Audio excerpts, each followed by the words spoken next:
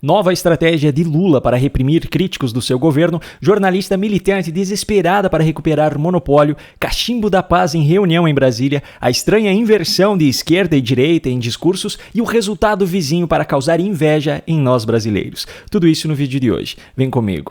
Foi realizada nesta segunda-feira, no Palácio do Planalto, uma cerimônia de lançamento do programa Acredita. E o discurso de Lula, nesse evento, rendeu mais uma vez um festival de manchetes, por conta da quantidade de besteiras ditas por ele. Aliás, o lançamento desse programa rendeu uma manchete histórica, escrita por alguém de quem jamais esperaríamos ver isso. Mas antes de falar sobre ela, eu preciso mostrar alguns trechos do discurso. Logo de cara, Lula já tentou passar a imagem de bom moço, fazendo essa sugestão. Duas coisas que nós temos que fazer, Haddad. Uma, eu não sei se é no Ministério do Márcio, que a gente deveria criar uma espécie de um 190, de um 180. Um telefone para que as pessoas pudessem telefonar e se queixar se as coisas não estão acontecendo. Porque muitas vezes as pessoas não têm a receptividade que elas imaginavam que iam ter e não tem para que reclamar. Quem não conhece Lula e assiste apenas a esse trecho isolado do discurso pode até chegar a acreditar que por trás de uma sugestão como essa há boas intenções. Mas essa boa imagem foi só até aí, porque a continuação da fala de Lula já deixou claro até para aqueles que não lhe conhecem suas reais intenções. Então, ao invés de ficar xingando a gente, é importante que a gente tenha pelo menos um ouvidor para que as pessoas possam se queixar e dizer que o Sebrae não é tudo aquilo que o Décio prometeu, que o teu ministério não é tudo aquilo que prometeu, e o Wellington também, e muito menos o Banco do Brasil. Então eu preciso que tenha um lugar para o povo colocar para fora as suas angústias. Ora, para que as pessoas não fiquem criticando ou xingando o governo, é preciso ter um canal de comunicação por telefone para que as pessoas sejam ouvidas. Me permita deixar mais claro ainda, para que o governo não continue sendo criticado, na verdade sendo desmontado nas redes sociais, é importante para Lula que essas reclamações sejam feitas por telefone, em uma conversa privada. É óbvio que seria muito conveniente. Primeiro porque não sai do bolso dele o dinheiro para sustentar a estrutura de funcionamento deste novo canal de comunicação. E segundo, porque Lula e seus aliados já não sabem mais o que fazer para conter o povo brasileiro na internet. A todo custo, eles estão há meses em uma batalha para regulamentar as redes sociais sob a justificativa de que é necessário combater a desinformação, o discurso de ódio e o extremismo. Mas os acontecimentos passados já deixam claro que, por trás dessa narrativa, o que eles querem é calar os seus opositores. Você já está cansado de ver em quase todos os vídeos aqui do canal as velhas e as novas mentiras de Lula, assim como seus tradicionais ataques a Bolsonaro e outros opositores. Mas as falas de Lula nunca estiveram na mira dos justiceiros da verdade. Como foi exposto no relatório parcial da Câmara dos Estados Unidos, as inúmeras decisões de Alexandre de Moraes nos últimos anos fizeram com que cerca de 150 perfis de direita fossem bloqueados. No entanto, a mesma lista de decisões mostra que, em relação a perfis de esquerda, foram basicamente duas medidas: a exclusão de uma publicação do perfil Sleeping Giants e o bloqueio que durou pouco tempo dos perfis do PCO, um partido que, apesar de ser de esquerda, não tem se mostrado muito alinhado ao atual governo Lula. Inclusive, se você me permite abrir um parêntese aqui, há outro exemplo claríssimo desse desespero por censurar a direita nas redes sociais, só que não de um membro interno do governo, e sim de uma militante que atua em favor do governo dentro daquilo que deveria ser jornalismo. Muito grave, que é uma articulação muito bem sucedida da direita e extrema-direita, que é saber usar as redes sociais para pautar. Eles têm um senso de urgência sobre o que vai repercutir e o desdobramento o que vai engajar nas redes sociais, que a esquerda não consegue alcançar. Eles conseguem transformar, eles conseguem desvirtuar os debates importantes do país com muita eficiência, na minha opinião, usando como instrumento as redes sociais, que a esquerda ainda não consegue se comunicar. Em vez de fazer o meu comentário sobre essa fala, eu trago aqui uma publicação do Dr. Ribeiro no X, que é a tradução perfeita do que Andréa Sadi falou. Disse ele: deixa eu traduzir o que essa militante de extrema esquerda fantasiada de jornalista está dizendo. Nós não temos mais o monopólio do discurso público e a internet está prejudicando o nosso trabalho de manipulação de opinião. Precisamos calar quem não está alinhado. É assim que esses meliantes marxistas pensam em todas as redações manipulações da grande mídia. Eles estão fadados ao fim se não conseguirem censurar a internet. Depois desse comentário impecável, vamos voltar ao discurso de Lula, porque o próximo trecho que eu separei é tão absurdo. Bom, veja com seus próprios olhos. Aqui no governo federal é muito desagradável, porque tudo que você faz é tratado como se fosse gasto.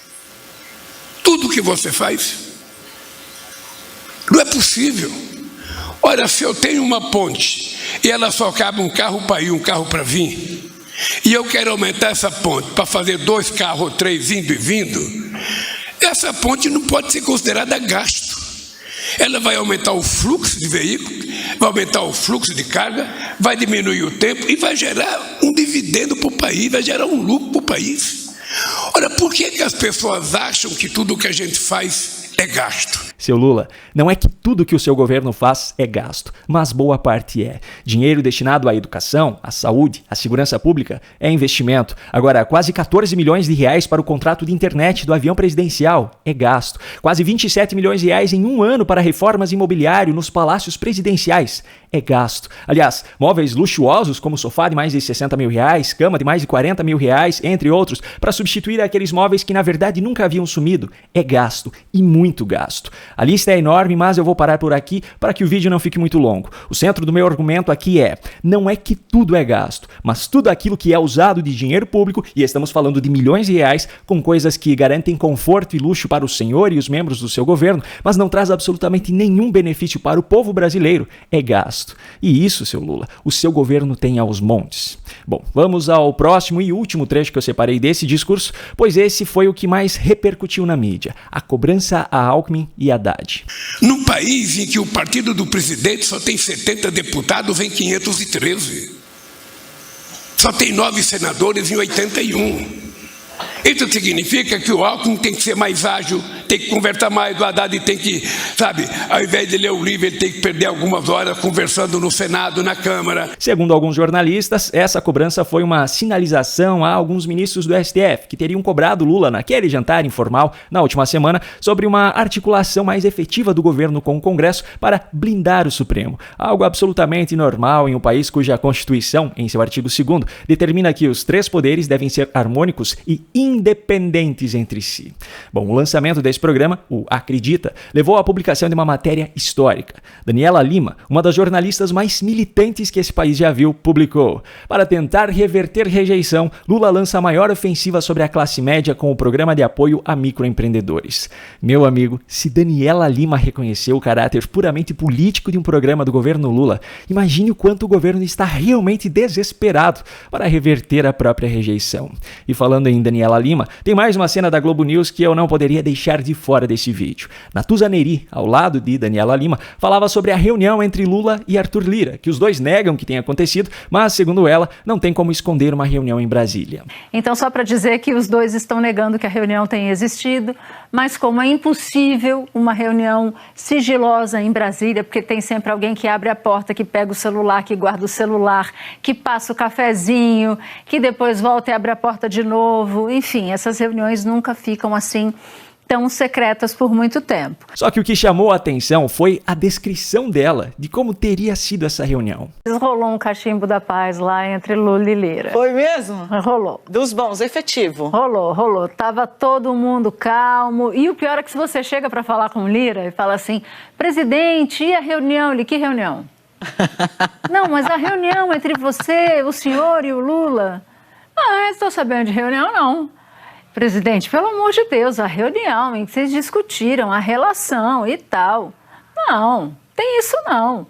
Hipoteticamente, se houvesse uma reunião, seria para discutir isso, mas não teve a reunião. Cachimbo da Paz em um programa ao vivo, em TV aberta, às 6h25 da tarde. Bom, esse é o nível de seriedade que o jornalismo da Globo tem hoje. Agora vamos para o próximo assunto, que é Luiz Roberto Barroso, ministro e atual presidente do STF.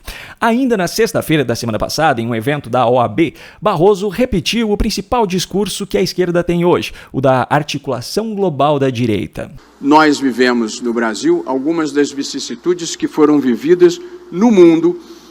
O populismo extremista pode ser de extrema esquerda ou de extrema direita, embora a característica atual seja a da extrema direita.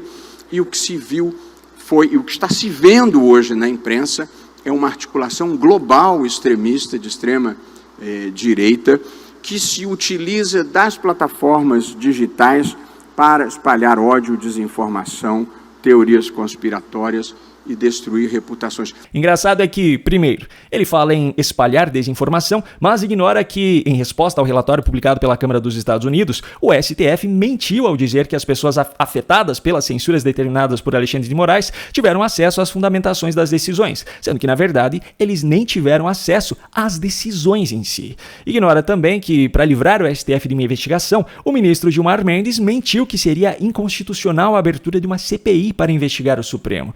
E segundo, na mesma frase, ele fala que a direita espalha teorias da conspiração, mas fala também que há uma articulação global de extrema-direita para espalhar coisas nas plataformas digitais.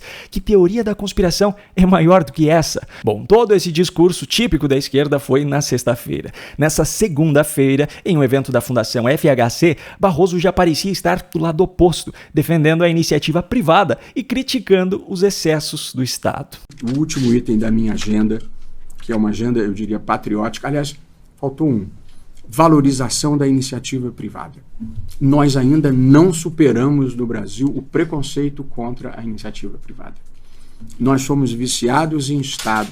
E uma coisa que me chama imensa atenção no Brasil é quando uma empresa divulga o seu balanço e teve um lucro elevado, a manchete é negativa. A empresa teve tanto de lucro. Como se isso não fosse bom para uma economia capitalista que precisa gerar emprego, que precisa gerar tributação, que precisa gerar aumento de renda na sociedade.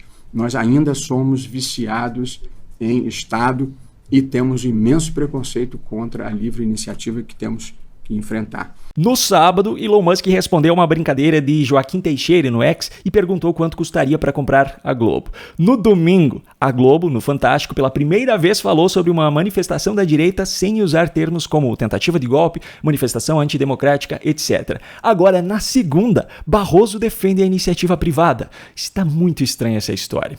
O jubileu está esquisito hoje, eu tenho medo. E para deixar ainda mais estranha, José Dirceu, sim, o José Dirceu, afirmou que o atual governo Lula não é de esquerda, e sim de centro-direita. Mas eu queria dizer que o Lula não só foi eleito, o presidente Lula, nessas condições, mas montou um governo que não é um governo de centro-esquerda, não, é um governo de centro-direita. Eu falo isso, todo mundo fica indignado às vezes dentro do PT.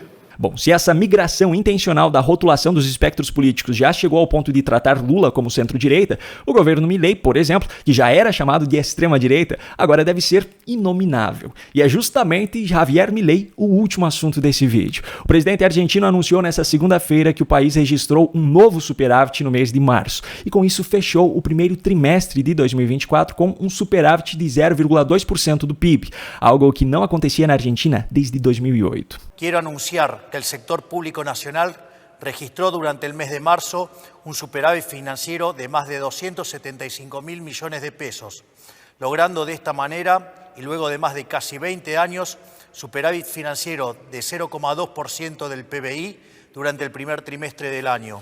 Que surpresa, né? Quem poderia imaginar que um governo que contém gastos desnecessários, que reduz sua estrutura de funcionamento para ficar apenas dentro daquilo que é necessário, que abre mão de alguns luxos e regalias das quais o presidente tem direito, alcançaria um resultado financeiro positivo que não acontecia há 16 anos, mesmo tendo assumido o país na maior crise da sua história. Enquanto isso, aqui no Brasil, bom, deixa pra lá. Antes de finalizar o vídeo, eu só quero lembrar você do curso de Inteligência Artificial e ChatGPT que eu venho recomendando ao longo das últimas semanas e que é uma ótima oportunidade para que você aprenda algo tão simples e tão valioso para ajudar no seu dia a dia.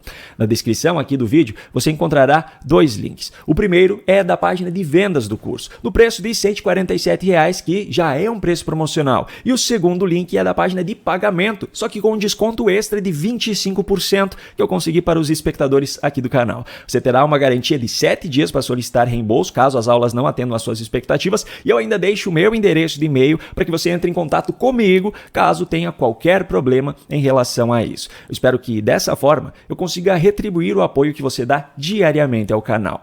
No canto da sua tela aparecerão agora recomendações de outros vídeos aqui do canal para que você os assista caso ainda não tenha feito. Se você gostou desse conteúdo e quer receber os novos vídeos aqui do canal, se inscreva e ative o sininho de notificações. Essa é a única forma de garantir que o YouTube entregará a você esses novos conteúdos. Um grande abraço e até o próximo vídeo.